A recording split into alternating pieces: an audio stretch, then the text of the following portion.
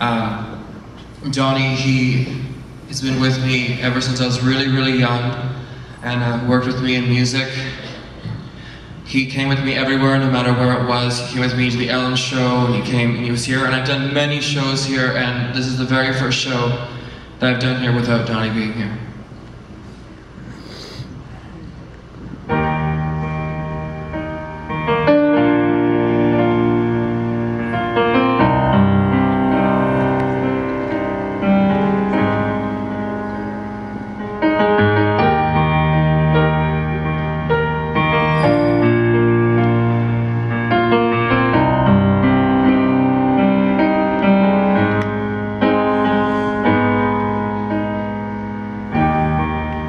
Remember when I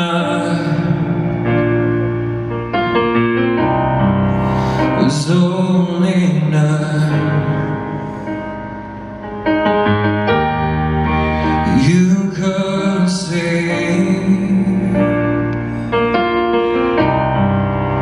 my star shine. No one could take your place at the side of my stage.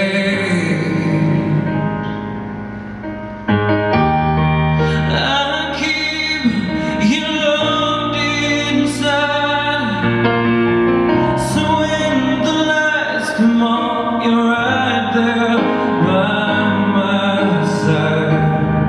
And when the curtain closes, you're the first to say good show. And I won't forget you, my friend.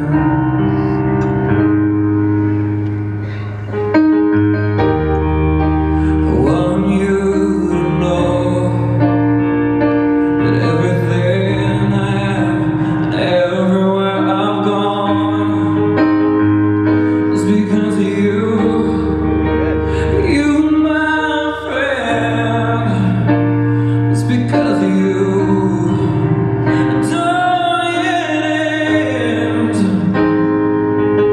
And no, it's hard right now, and this pain in my heart won't fade. I keep you locked inside, so when the lights come on, you're right there by my side. And when the curtain closes, you're the first to say good show. And I won't forget you, my friend.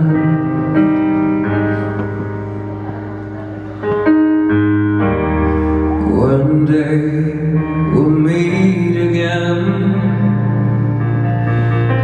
and you will pass me the mic again. This is for Mr. Donnie Adams.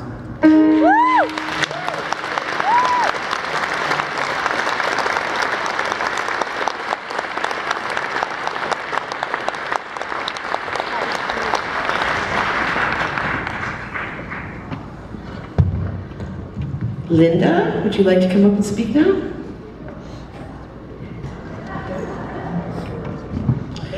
Oh, look who's following her, Curtis Cope. Well, all right. Come on up, Curtis. Oh,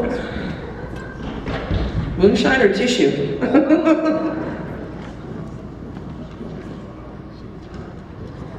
Seriously. I can hold that. Don't break it, I'll kill you. Holy cow. Oh, that's good. That was hard, coming up here after Cole. That was a beautiful job. Wow. Greg Holiday, who most of you know as the voice of the Beer Garden stage in Merritt Fest for so many years, he had a stroke a couple of years ago, which affected his speech, so he's asked me to read for him. He's here. Greg. Plus, the thought of Greg not up here talking non-stop would make Donnie smile. Words from Greg. Don was a legend and a great person. The world has truly lost a great soul. Rest assured he's up there telling really bad jokes already. Don was my mentor, but more than that, he was my friend. And whether it was at Merritt Fest, a BCCMA board meeting, event, or on the road for one of his many shows, he was the first guy to offer to raise money for a good cause or give a new artist a break. He was the type of guy to give you the shirt off his back. Mind you, for those of you that saw some of his tracksuits, you might not want those. Don was a great person and a great soul, and I will miss him dearly. Cheers to Dapper Don. Cheers.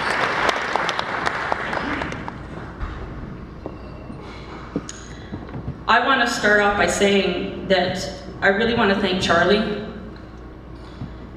She was by Donnie's side when he needed her the most, and really that was always. Thank you for taking care of Donnie for all of us, Charlie. Thank you.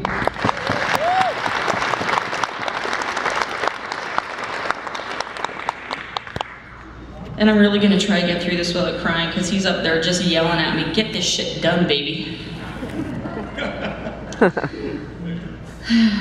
Don came on board to the BCCMAs in 2007 as president, with his great team of executives, Nicole Hyde-Muncie as executive director, myself as vice president, and Sue Irving as secretary-treasurer, along with an amazing team of directors throughout his 6 years in the pres chair.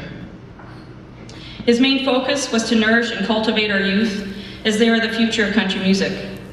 Don retired his seat as the president of the BCCMA in 2012, but continued to exhibit an unusual sense of achievement, care, and love for every artist in his path. A fantastic, warm sense of humor, a tireless job of promoting artists, bands, in all possible means available, and one of the biggest hearts in the whole music industry. That was our Don, because that was his life. This industry has lost a legend. All those that knew Don knew he had his own style in every possible way. From his lovely gold sweatsuit to his shiny black and white penguin shoes. You notice how everybody talks about this? Right down to his fuck baby attitude. He brought smiles and laughter to everybody around him. I specifically remember a board meeting at Ron and Sue's, Curtis was there. Don hadn't arrived yet, and Mark Patrick said we should count how many times Don says fuck. Don arrives and the meeting starts, and every time he swore, a little tip went on that piece of paper. The rest of us trying to hold back laughter throughout the whole meeting as more and more tips filled this page. And Don had no idea whatsoever what was going on. We quit counting because the page was full. And when Don asked what was so funny, we told him, and guess what he said? Fuck.